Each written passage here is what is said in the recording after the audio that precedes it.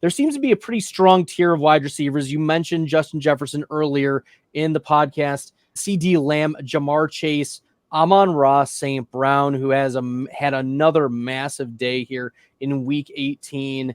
I think it's pretty close and a lot closer than what people initially have. I think I'm going to get a lot of Amon-Ra. You even have him at 6. I have him at 7. I felt like I've got him pretty high. Amon-Ra, is there a pathway for him to be the wide receiver 1 in fantasy? Is that too spicy? It's tough because it depends for me a lot on what Ben Johnson decides to do.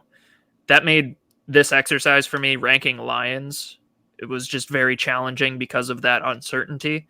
I think that Amon-Ra and Jahmyr Gibbs and David Montgomery would all take a bit of a hit if Ben Johnson decides to leave.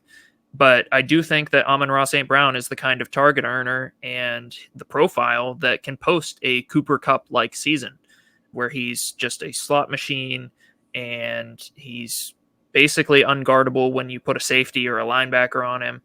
Now, the market in the past has generally been lower on Amon-Ra St. Brown pretty much for that reason, that he's more of a PPR guy, that he racks up receptions, but he doesn't have a super high weekly ceiling. And that's probably a fair argument as far as he's never going to do a CeeDee Lamb 16 catches for 230 yards game, right?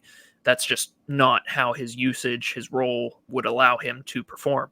But he can absolutely give you 10 for 100 and a touchdown every other week. So I think Amon-Ra is just a very underrated player. Maybe in certain best ball tournament contests, maybe he is a little bit less valuable for that, the lack of that 100th percentile outcome. But that's not going to stop me from taking him in the middle of round 1. No, he is a staple in the mid rounds.